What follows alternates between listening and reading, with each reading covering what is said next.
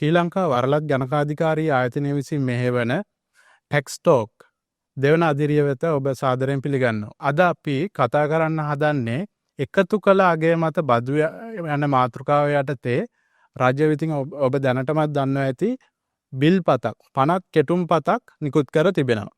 එම පනත් කෙටුම් පත අනුව වෙනස්කම් පිළිබඳව තමයි අද අපි කතා කරන්න බලාපොරොත්තු වෙන්නේ. අපා එක්කෙනවා ශ්‍රී ලංකා වරලක් ජනකාධිකාරී ආයතනයේ ජ්‍යෙෂ්ඨ සමාජික අතුල රණවීර මහතා. මුල්ම ප්‍රශ්න විදියට අපි ගමු අතුල රණවීර මහත්මයා ස්වැට් එහෙම නැත්නම් සරල කරන ලද එකතු කළ අගය මත බදු. මේක දැන් සමාජයේ ගොඩක් කතා බහ වෙන මාතෘකාවක්. කතා තිබ්බ මේක අයින් කරනවා මේක ඉවත් කරනවා මේ ක්‍රමය කියලා. මොකද්ද මේ ඇත්තටම ස්වැට් කියන්නේ? ඔව් මම හිතන්නේ ඉතාමත්ම වැදගත් අපි මේ මාතෘකාව තෝරා ගැනීම සම්බන්ධයෙන් ස්වැට් සරල කරන ලද බදු ක්‍රමය 2013 වර්ෂයේදී තමයි අපි මේක ලංකාවේ හඳුන්ලා දුන්නේ පනතකින් 2013 වැට් බදු පනතට වූ සංශෝධනය මගින් තමයි ඉදිරිපත් කළේ. එතකොට මේකෙදි සිද්ධ වුණේ නිර්යාතයන් ඒ කියන්නේ 0.0 බදු ප්‍රතිශතය ආශ්‍රිතව ව්‍යාපාර කටයුතු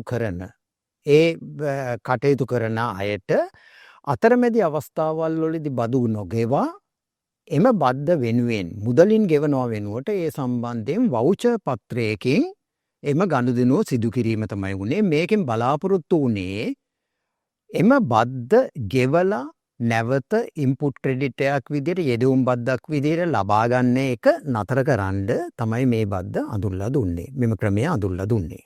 බොහොම පැහැදිලි. එතකොට මේකෙන් කියන්නේ ඉන්පුට් ටැක්ස් එක කියන එක ගෙවීම වළක්වන්න, ඒකෙන් අවුට්පුට් ටැක්ස් ගෙවීම වළක්වන්න. ඒ කියන්නේ යම් කිසි දුරකින් වැට් රිෆන්ඩ් එකක් ක්‍රියේට් කිරීම වළක්වන්න වගේ ක්‍රමයක්.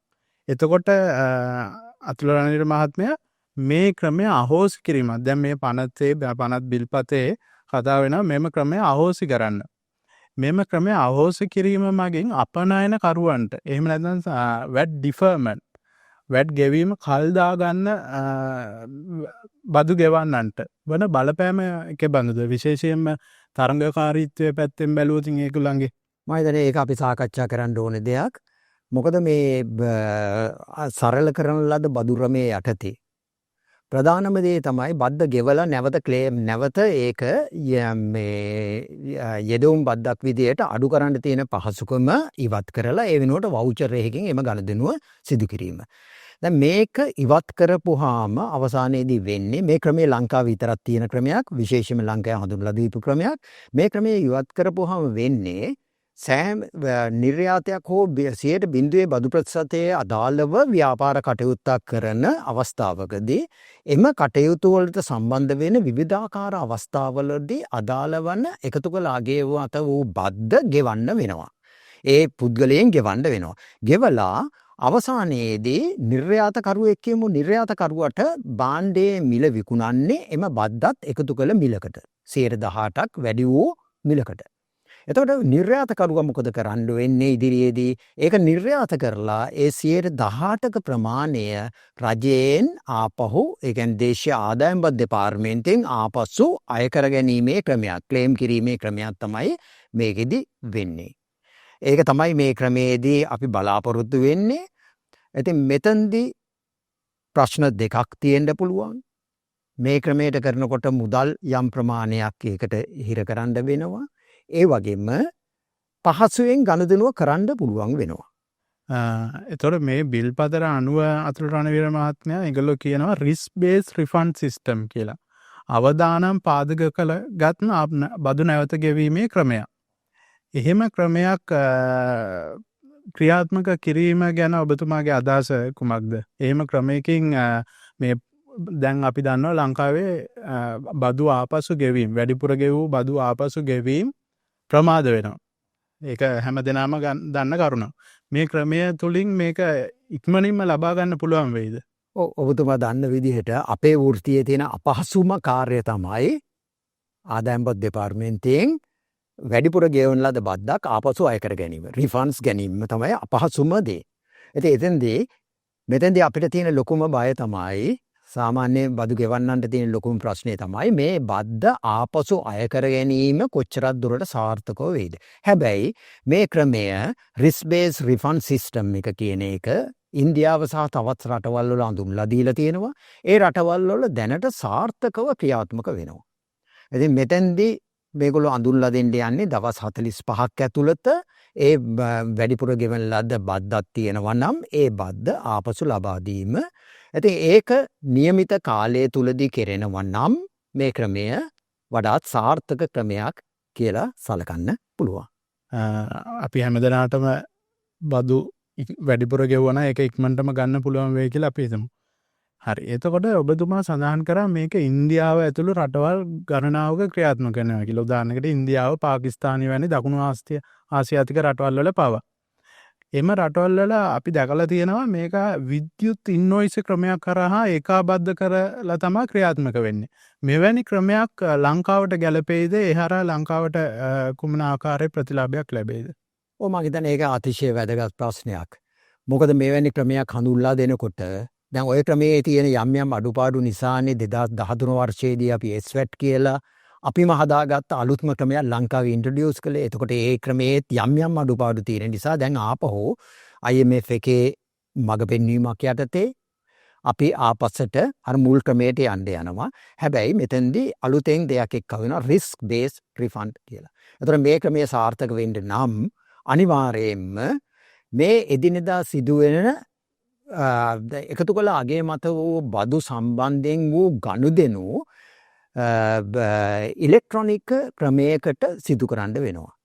එතකොට ඒකට ගොඩදුරට පොස්ට් මැෂින්ස් වගේ එවලෙම ගනුදෙනුව සිද්ධ වෙන අවස්ථාවේදීම එම ගනුදෙනුව වාර්තාගත ආදායම් බදු දෙපාර්තමේන්තුවට ආශ්‍රිතව එම ගනුදෙනුව වාර්තාගත වන ක්‍රමවේදයක් හඳුන්ලා දුන්නොත් මං හිතන්නේ මේක අතිශය සාර්ථක වෙනවා. එතකොට මේ ක්‍රමයේදී ඔය කියපු අපි අසල්වැසි රටවල් වල ඇත්තටම ඒගොල්ලෝ කරලා තියෙන්නේ ඒ ක්‍රමයේ දෙයක්.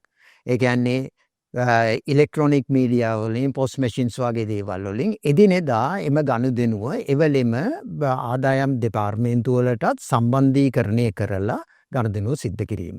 ඉතින් ඒක මම හිතන්නේ සාර්ථක ක්‍රමයක්. ඒ ක්‍රමය හඳුන්ලා දුන්නොත්. බොහොම පැහැදිලි. අපිට ඒ කියන්නේ අනාගතය ගැන බලාපොරොත්තු තියාගන්න පුළුවන් කඩිනමින් බදු ආපසු ගෙවීම සිදු වෙයි කියලා. එවැනි ක්‍රමයක් හඳුන්වා දුන්නොත්.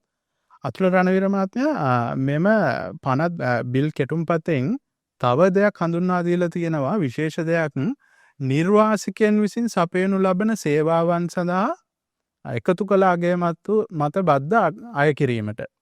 එතකොට මෙහෙම නිර්වාසික, ඒ කියන්නේ ලංකාවේ ඉන්නේ නැති සේවා සපයන අය දෙන සේවාවට බද්දක් අය කරාම ඒගොල්ලන්ට පුළුවන්ද එම බද්දේ බර ලංකාවේ පාරිභෝගිකයන් වෙත නැවත විතන් කරන්න? මම හිතන්නේ ඒක හොඳ ප්‍රශ්නයක්. මොකද අපි ඉස්සෙල්ලාම තේරුම් ගමු එකතු කළ අගය මත වූ බද්දක් කියන්නේ මොකක්ද කියලා. මේක දේශීය පරිභෝජනයක් මත අය කරන බද්දක්. දේශීය පරිභෝජනයක් මත. ඒක නිසා තමයි අපි නිර්යාත කරනකොට බඩුවක් ඒක 100% බදු ප්‍රතිශතයට යටත් කරලා අර මුලින් අපි ගෙවපු සෑම බද්දක්ම ආපසු ලබා දෙන්නේ. එහෙමනම් දේශීයව අපි යමක් පරිභෝජනය කරනවා නම් සේවාවක් වෙන්න පුළුවන්, භාණ්ඩයක් වෙන්න පුළුවන්. ඒ සම්බන්ධයෙන් දේශීය පාරිභෝගිකයෝ එම බද්ද දරන්න ඕනේ. වර්තමානයේ 18% ප්‍රමාණය දරන්න වෙනවා දේශීය පාරිභෝගිකයෝ. ඉතින් මෙතෙන්දී මේ බද්දේදී එම ප්‍රමාණය විදේශීය සමාගමක් විසින් නිර්වාසික පුද්ගලයෙක් විසින් ඒ සේවාව සැපයුවත් එය පරිභෝජනය කරන්නේ දේශීය පුද්ගලයන් ලංකාව ඇතුළතදී නම් අනිවාර්යයෙන්ම ඒකට අදාළ බද්ද ගෙවිය යුතුයි. එතකොට ඒකෙදී මෙතෙක් කල් තිබිච්ච ගැටලුව තමයි එවැනි ගනුදෙනු හුඟක් වෙලාවට විද්‍යුත් මාර්ග හරහා කෙරෙන එවැනි ගනුදෙනු. අපි උදාහරණයක් විදිහට ලංකාවේ ටැක්සි සර්විස් ගත්තහම ප්‍රධාන ටැක්සි ආයතන ඔන්ලයින් අපි බුක් කරලා යන ටැක්සි ආයතන ප්‍රධාන දෙකක් ගත්තොත් එක ආයතනයක් දේශීයව ලියාපදිංචි කරපු එකක්. ඒගොල්ලෝ අදාළ එකතු කළාගේ මත බද්ද අනිවාර්යයෙන්ම කියවන්න වෙනවා. නමුත් තව ආයතනයක් ජාත්‍යන්තර ඉලෙක්ට්‍රොනික ෆ්ලැට්ෆෝම් එකක දුවන්නේ ලංකාවේ. එතකොට අපි ටැක්සි එකක් බුක් කරනකොට ටැක්සි එකක් ඕඩර් කරනකොට ඒක වෙන්නේ විදේශයක තියෙන පද්ධතියක් හරහා. අන්තිමටම ඒකට බදු අයවීම බොහෝ දුරට මැලක් වෙලා තියෙනවා. අපි දේශීයව ඒක පරිභෝජනය කළත් අපි බද්දට ඒ පුද්ගලයන් එම සැපයුම් කරුවා බද්ද අය කරන්නේ නැති නිසා ඒක මෙතෙක්කල් ක්‍රියාත්මක වෙන්නේ නැහැ. ඒ නිසා අනිවාර්යයෙන්ම එකතු කළ අගය මත වද්දු වල මූලික සංකල්පයම ගත්තහම දේශීය පරිභෝජනය මත වූ බද්දක් නිසා අනිවාර්යයෙන්ම එවැනි සේවාවන් වලටත් ලංකාවේ බදු අය කළ යුතුයි. ඉතින් මම හිතන්නේ ඒක තමයි යෝජනා කරලා තියෙන්නේ. එම යෝජනාව ඉතාමත් සාර්ථක යෝජනාවක් කියලා අපි කාලයක් බලාපොරොත්තු වෙච්ච සාර්ථක යෝජනාවක් කියලා සලකන්න පුළුවන්. බොහොම ස්තුතියි අතුලරණ නිර්මාතය. පැහැදිලි අපිට ඒක තරංගකාරීත්වය සාධාරණය කරන උපකාරී වෙනවා. ඒතර අතුලරණ විර මහත්මයා මේක මේ ඩිජිටල් සේවන් සඳහා වූ බද්ද අය කිරීම විධිමත් කිරීමට කළමනාකරණය කිරීම සහ අදාළ බදු ගෙවන්නන් එයට අනුකූල වීම කළමනාකරණය කිරීමට මොන වගේ ක්‍රියාමාර්ග ගත හැකිද? ඔව් මම හිතන්නේ මෙතෙන්දි ප්‍රධානම දේ තමයි මේ එදිනෙදා කරන ගනුදෙනු ඉලෙක්ට්‍රොනික දත්ත පද්ධතියෙන් හරහා ඒ අවස්ථාවේදීම රියල් ටයිම් ඔන්ලයින් කියලා අපි කියනවා. ඒ අවස්ථාවේදීම වාර්තාගත වෙන ක්‍රම හඳුන්වලා දෙන්න වෙනවා. ඒකට පොස්ට් මැෂින්ස් වගේ දේවල් පාවිච්චි කිරීම අතිශය වැදගත් වෙනවා. එවැනි ක්‍රමයක් අපි හඳුන්වලා දීපුවාම අපට ඒකෙන් එවලෙම ඒ ගනුදෙනුව වාර්තා කරලා අවශ්‍ය ප්‍රයෝජනය ලබා ගන්න පුළුවන්. හැබැයි එතෙන්දී ගැටලු දෙකක් තියෙනවා. එකක් එම යන්ත්‍රෝපකරණ වලට ආයෝජනයක් කරන්න වෙනවා මේ ව්‍යාපාර කරන අය. ඒ වගේම එම යන්ත්‍රෝපකරණ ක්‍රියාත්මක කිරීමට දැනුම ලබා දෙන්න වෙනවා ඔවුන්ගේ සේවකීන්ට. ඒ වගේම එවැනි යන්ත්‍රෝපකරණ පාවිච්චි කිරීම සුළුසුළු උපකරණ පාවිච්චි කිරීමේදී අවශ්‍ය වෙන sannivedana data facilities sannivedana facilities ලබා දෙන්න වෙනවා.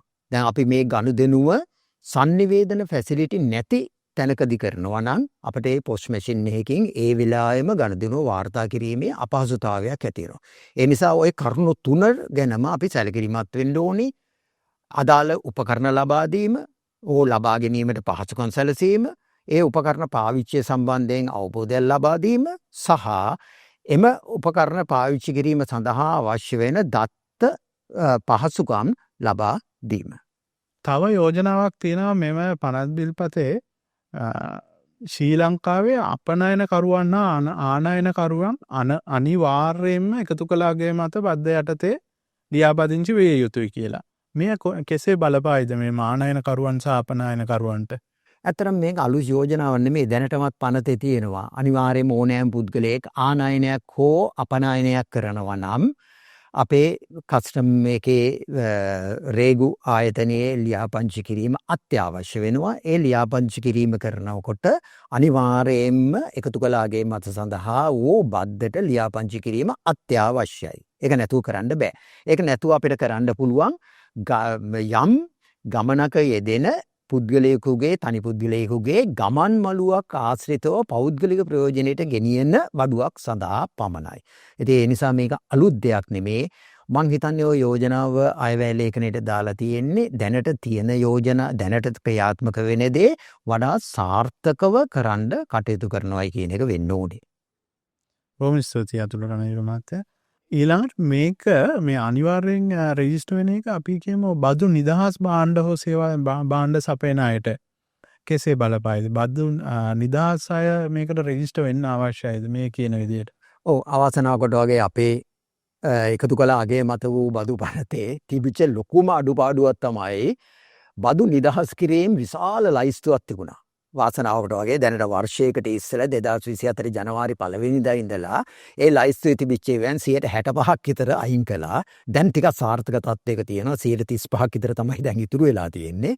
ඉතින් එතකොට මේ නිදහස් කිරීම අඩු වෙච්ච තරමට තමයි එකතු කළ අගේ මත වූ බද්දක සාර්ථකත්වය පවතින්නේ. එතකොට ඒ තත්ත්වයක් දැන් ඇවිල්ලා තියෙනවා. දැන් මෙතෙන්දී බද්දෙන් නිදහස් දෙයක් ආනයනය කළත් බද්දෙන් නිදහස් බද්දකට අදාළ නොවන දෙයක් නිර්යාත කළත් අනිවාර්යයෙන්ම රේගු ආයතනය හරහා එම බහන්ඩ නිර්යාත කිරීමට හෝ ආනයනය කිරීමේදී මේ ලියාපංචි කිරීම අත්‍යවශ්‍ය වෙනවා. ඒකෙන් අදහස් කරන්නේ නිදහස් භාණ්ඩයකට ගෙවිය යුතුයි කියලා. නිදහස් භාණ්ඩයකට ගෙවන්න ඕනේ නැහැ. නමුත් අර ලියාපංචි කිරීම අත්‍යවශ්‍යයි. ඒකෙන් තමයි රජයට ඒ අදාළ තොරතුරු ලැබෙන්නේ. ඊළඟට තව කාරණයක් අසන්නට ලැබෙන අලුත් බදු ඉන්නෝයිස ආකෘතියක් හඳුන්වා දෙන්න යනවාද? මෙහෙම දෙයක් කරනවා නම් ඒකේ ඇති ප්‍රතිලාභ මොනවාද? මේ ආකෘතිය ගැන සඳහනක් කළාට ඇත්තටම ආකෘතියක් තාම ප්‍රචාරය වෙලා නැහැ, පබ්ලිෂ් කරලා නැහැ. මේකෙදි මං හිතන්නේ බලාපොරොත්තු වෙන්නේ මේ ගනුදෙනු කරන ඉන්වොයිස් පත්‍රයක විශේෂම ඉන්වොයිස් පත්‍රයකදී ඒකට අදාළ බාකෝඩ් එකක් සඳහන් කිරීම වෙන්න ඕනේ. මොකද බාකෝඩ් එකක් සඳහන් කළොත් හුඟක් විදේශ රටවල් වල ඉන්වොයිස් සම්බන්ධයෙන් රිසිට්පත් ඉන්වොයිස් වගේ දේවල් සම්බන්ධයෙන් බාකෝඩ් තියෙනවා. එතකොට බාකෝඩින් මැෂින් එකකින් ඒක ස්කෑන් කරන එක විතරයි කරන්න තියෙන්නේ. මං හිතන්නේ එවැනි බාකෝඩ් එකක් ඇතුළත් ඉන්වොයිස් පත්‍රයක් යෝජනා කිරීමක් මං හිතන්නේ බලාපොරොත්තු වෙන්නේ. අපි ටිකක් කල් ඉඳලා බලමු මොන වගේ ආකෘතියක් ඉදිරිපත් වෙයිද කියලා. ඔය කියන විදිහට අපි හිතමු බාකෝඩ් එකක් හරි මොකක් හරි අලුත් ආකෘතියක් එනවා කියලා. එතකොට ඒක සුළු හා මධ්‍ය පරිමාණ ව්‍යාපාරවලට කොමන ආකාරයකින් බලපායිද? මම හිතන්නේ මෙතෙන්දිත් අර ඉස්සෙල්ලා කිව්වා වගේ ඕකේ බලපෑම තියෙන්නේ ඒ සම්බන්ධයෙන් වූ මූලික වියදමක් දරන්න වෙනවා ඉන්වොයිස් පත්‍ර අලුතෙන් මුද්‍රණය කරන්න වෙනවා බාකෝඩ්ස් ඇතුළුව.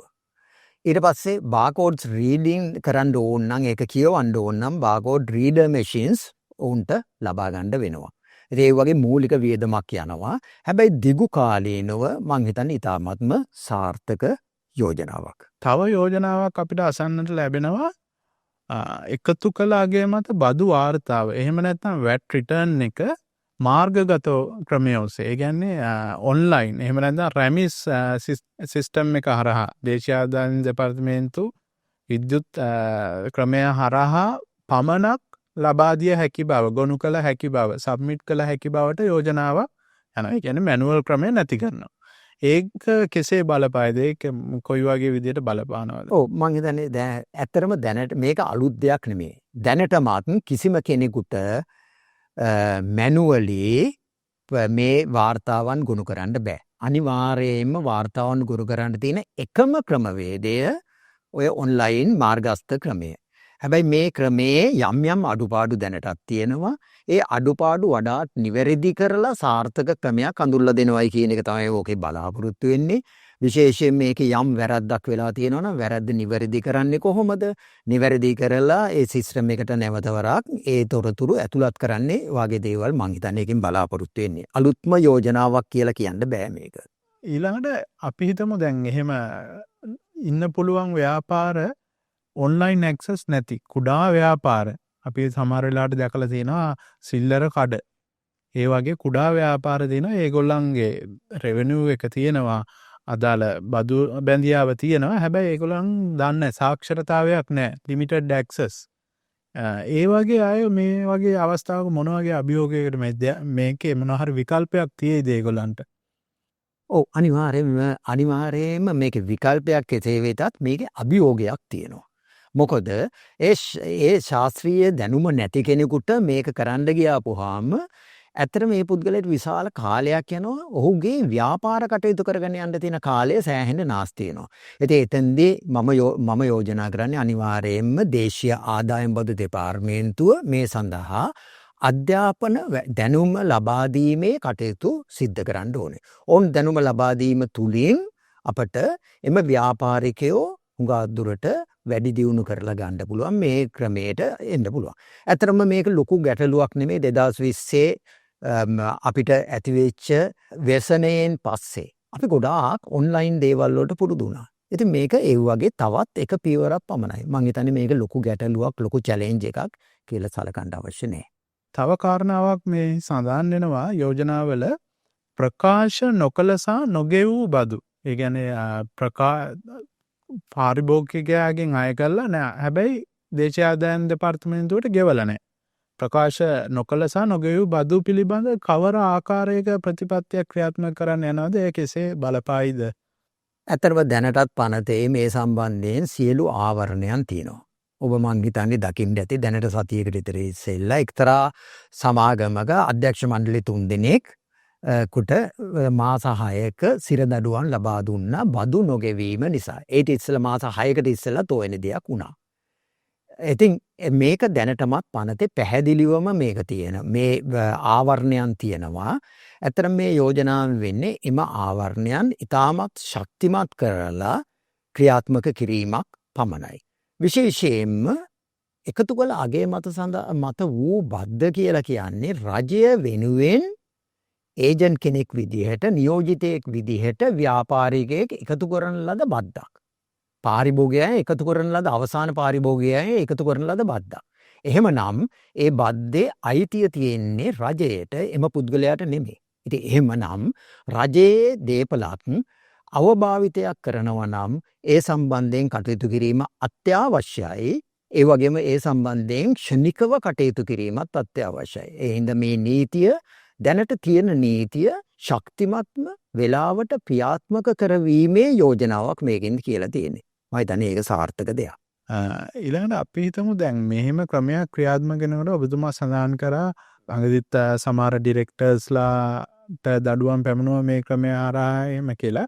මේකෙන් ඇත්තටම රජය අසාධාරණයක් නොකරයි කියලා කොහොමද හිතන්නේ අපි? ඒකට ක්‍රියාමාර්ග තියනවාද? ඇයි අපි ඒක අසාධාරණයක් කියන්නේ? රජය වෙනුවෙන් එකතු කරන ලද මුදලක් තමුන්ගේ වෙනත් කටයුත්තකට යොදවනවා නම් රජයට දෙන්නේ නැතුව ඒක අසාධාරණයක් කියලා කියන්න බෑ. පාරිභෝගිකයා මේ මුදල ගෙවන්නේ 18%ක වැට් එක ගෙවන්නේ රජයට දෙන බලාපොරොත්තුෙන්. අපි රජයේ විකුණලා නම් රජයේ නම විකුණලා නම් ඒ බද්ද අය කරන්නේ. මම හිතන්නේ කිසිම අසාධාරණයක් නැහැ. අසාධාරණේ තියෙන්නේ මේ බද්ද එකතු කරපු එක නොගෙවා හිටියොත්. ඉතින් ඒ නිසා අපි මං හිතන්නේ මේව එකතු කළ අගේ මත වූ බද්දේදී විශේෂයෙන්ම දැඩි තීරණ ගත යුතුයි. යම් පුද්ගලයෙක් ගෙවලා නැත්නම් එකතු කරලා ගෙවලා නැත්නම් ඒ සම්බන්ධයෙන් අනිවාර්යයෙන්ම ෂණික තීරණ අරගෙන ෂණික කටයුතු කරලා ඒ බද්ද අය කිරීම අත්‍යවශ්‍යයි. හැබැයි සමහර ලාවට ප්‍රශ්න තියෙන්න පුළුවන් පනත එතරම්ම පැහැදිලි නැති නිසා පනතේ සමහර වචන පැහැදිලිව නිර්වචනය කරලා නැති නිසා හෝ නිර්වචනය කරලා තියෙන දේ ආදායම් බදු පරිපාලකයන් විසින් හරියට තේරුම් නොගැනීම නිසා විකෘති වෙන අවස්ථාවන් අපි දැකලා තියෙනවා. එවැනි අවස්ථාවන් වලදී අර නියෝජිතයෝ පීඩාවට පත් වෙනවා නම් එතෙන්දී අසාධාරණයක් තියෙනවා නියෝජිතයන් වෙනුවෙන්. ඒ හින්දා එවැනි දේවල් වලදී බදු නිලධාරීන් ඒ කළමනාකාරීත්වය ඒකට වගකීමට බැඳීම සිදු කළ යුතුයි. ඒ කියන්නේ බදු කළමනාකාරීත්වය ටැක්ස් ඇඩ්මිනිස්ට්‍රේටර්ස්ලා වගේම ඒකේ නියෝජිතයොත් ඒ වගකීම ලබා ගත යුතුයි. ඊළඟ අපි බලමු මේකෙන් යෝජනා කරලා තියෙන වැඩ බදු ආපසු ගෙවීමේ අරමුදල් දායකත්වය 106 සිට 10 වෙනකම් වැඩි කරන්න. මෙය කුමන ආකාරයේ වැඩපිළිවෙලද මෙහි බලාපොරොත්තුව කුමක්ද? ඒකයි අත්‍යවශ්‍ය දෙයක්. මොකද මෙතෙක් කල් වවුචර් එකකින් ඉම්පෝට් ටැක්ස් දීලා තිබුණේ, යෙදවුම් බද්ද ලබා දීලා තිබුණේ එස්වැට් යටතේ වවුචර් එකකින්. දැන් ඒ වවුචර් එක නැති කරලා ඒ වෙනුවට මුදල් වලින් ගනුදෙනුව කරනවා නම් ආපසු ලබා දිය යුතු මුදල විශාල විදිහට වැඩි වෙනවා. රිෆන්ඩ් කළ යුතු මුදල විශාල විදිහට වැඩි වෙනවා. ඉතින් ඒ නිසා අනිවාර්යයෙන්ම දේශීය ආදායම් දෙපාර්තමේන්තුවේ තියෙනවා අරමුදලක් එම බදු ආපසු ගෙවීමට එම අරමුදලට පාර්ලිමේන්තුවෙන් වෙන් කරන ලද විශේෂ අරමුදලක් වෙන දේවල් වලට පාවිච්චි කරන්න බෑ ඒක. එම අරමුදලට දැනට 6%ක ප්‍රමාණයක් තමයි වෙන් කරලා තියෙන්නේ. ඉදිරියේදී ඒක 10%ක ප්‍රමාණයක් වෙන් කරනවා යෝජනා කරලා තියෙනවා. ඒකට හේතුව අර වවුචර් වලින් වෙච්ච ගනුදෙනුව නොවන නිසා සමහරලාට ඔය 10%ක ප්‍රමාණයක් ප්‍රමාණවත් නොවෙන්න ඉඩ තියෙනවා. අපි පටන් ගැනීමක් විදියට 10%ෙන් පටන් ගන්න එක වැදගත්. මෙම වෙනස ඊළඟට ව්‍යාපාරවලට විශේෂ බලපෑමක් සිදු කරනවද ඒකේ බදු ආකාරයකින්ද? නෑ මම හිතන්නේ මේ වෙනස කිසිසේත්ම ව්‍යාපාරවලට බලපෑමක් වෙන්නේ නෑ. ওই වෙනසෙන් වෙන්න ඕනේ මාස එකමාරකින් දවස් 45කින් රිෆන්ඩ් කරනවා නම් දවස් 45න් රිෆන්ඩ් වීම ආපසු ලබා දීම සිදුවිය යුතුයි. දවස් 45ක් කියලා කියන්නේ වාර්තාව කාර්තුමේ වාර්තාව නම් මාස 3කට පස්සේ වාර්තාව ගොනු කරන්නේ මාස 3කුත් ඉක්ුත් වෙලා ඊළඟට තව දවස් 45ක් යනවා. එතකොට මේ ව්‍යාපාරිකයෝ ඒ සඳහා විශාල වියදමක් දරන්න වෙනවා. මුදල් සම්බන්ධයෙන් වූ පොලි වියදමක් දරන්න වෙනවා. ඉතින් එතකොට ඒ පොලි වියදමක් දරන නිසා රජය වෙනුවෙන් සේවාවක් කරන්න තව කෙනෙකුගෙන් මුදල් අය කරලා තව කෙනෙකුට ලබා දීමේ රජයට ලබා දීමේ සේවාව කරන පුද්ගලයාට පොලි ඒ සඳහා පොලියක් ගෙවන්න වෙනවා නම් මුදල් වලට ඒක අසාධාරණයි. ඉතින් ඒ නිසා මේ ක්‍රමයේ සාර්ථක වෙන්න නම් ඔය කියන වෙලාවට වෙනත් බලපෑම් නැතුව රිස්ක් එක අරගෙන අවදානම අරගෙන ඒ වෙලාවට ඒක ආපසු ගෙවීම සිදුවිය යුතුමයි. එහෙම නැත්නම් ආය ගමනක් මේක අසාර්ථක වෙන්න පුළුවන්. බොහොම ස්තුතියි අතුල් රණවීර මහත්තයා පැහැදිලි කිරීම වලට. මම හිතනවා දැන් ඔබ සියලු දෙනාට මෙම එකතු කළ අගය මත බදු යෝජනා ක්‍රමවල යම්කිසි අවබෝධයක් ලැබෙන්න ඇති කියලා අපි වරලත් ගණකාධිකරණ ආයතනයේ ටැක්ස් ෆැකල්ටි එකේ ටැක්ස් ටෝක්. බොහොම ස්තුතියි සියලු දෙනාට.